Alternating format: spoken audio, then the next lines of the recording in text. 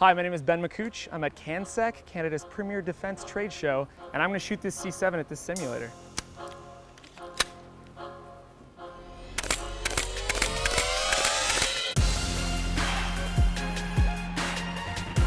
The Canadian defense business is booming. Canada might be known for UN peacekeeping missions and for declining America's invitation to the Iraq War Party, but every year it plays host to one of the biggest defense trade shows in North America. Welcome to CANSEC. With the support of the Harper government, sales of Canadian defense merchandise are rising. Canadian military exports increased from 2010 to 2011 and have likely jumped since. And Canada was recently awarded the biggest defense deal in its history, a $10 billion contract to General Dynamics Canada to build light armored vehicles for the Saudi Arabian Army. So we went to CANSEC to meet the Canadians and international defense and security contractors hawking their wares to soldiers, generals, and defense officials from Peru to Israel.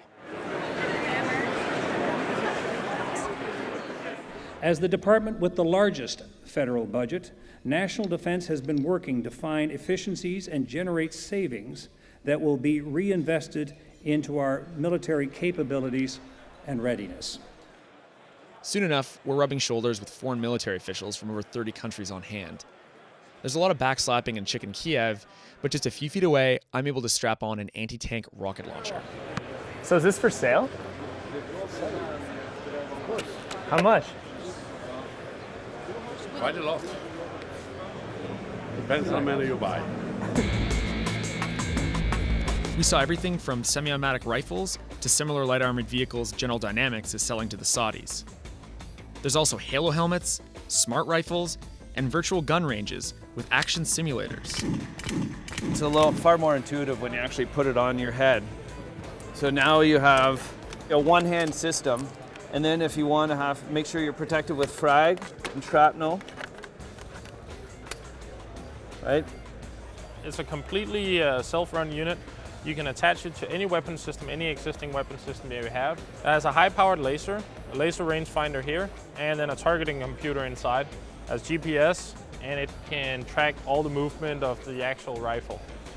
Once you have a target here, then you can actually hand off that target to another soldier or another unit using a network, either the network which is built into the device, or actually a network using a radio. This technology is a little bit like a computer game. Only difference is you're interacting without really knowing that it's happening.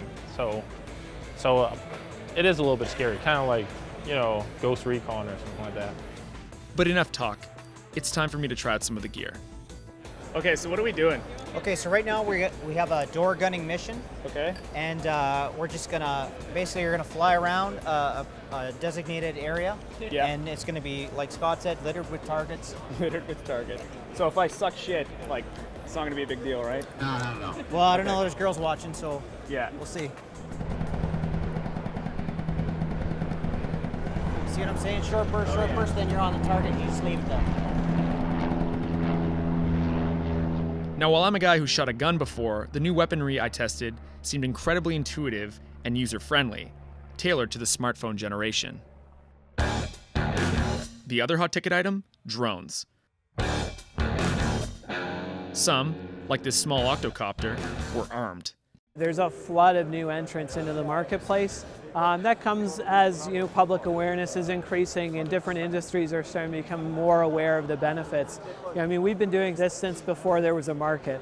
A lot of the systems that you're seeing are taking different approaches to solving the same problems, but those are a lot of first generation platforms. So our system is all about data collection. So we focus on either cameras or other types of sensors like radiation detectors or oxygen, air sampling sensors, those types of things. No plans to weaponize at all. One company that did have a weaponized UAV of sorts is MEGGITT. They've strapped a gun to their working prototype quadcopter, used for training purposes. With the proliferation of micro unmanned vehicles, it doesn't take a stretch to understand that someone malevolent may wish to use them as a threat in the future. Micro UAVs are proliferating on the battlefield, and not just in symmetric warfare, but asymmetric warfare. And I think you're going to see this absolutely. This did not take long to put together. These are all commercial off-the-shelf parts that can be procured by anyone. So it's worrisome when you think about what could potentially be used. So what do soldiers think? Toys, toys, and more toys. Basically, what I'm getting out of this type of a setup is where are we going in the future? Because a lot of the stuff that's at the stands, it's not quite ready to be fielded yet, but it's a proof of concept of here's where the future can lie. They've got a point. Everything at CANSEC feels like a toy. But at the end of the day, all these products revolve around real war and security situations. Which brings us back to the Harper government's support in enhancing defense sales. We asked Tim Page, the head of the entire event, about that political backing.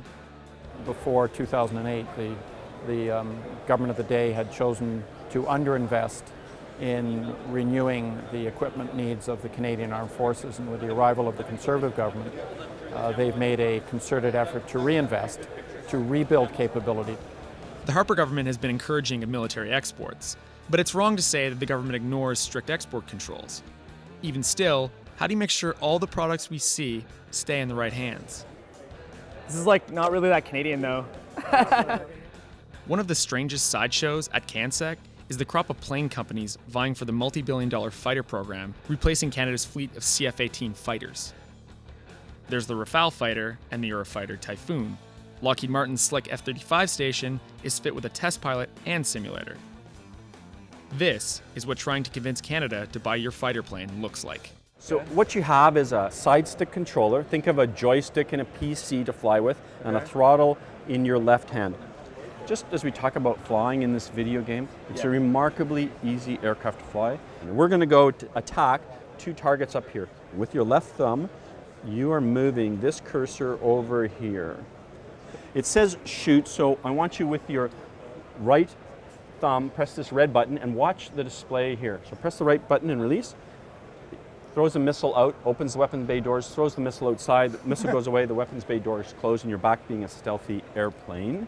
And in 6 seconds, it's going to go autonomous and track on its own towards the target, and you can go do something else. You can go home and have lunch.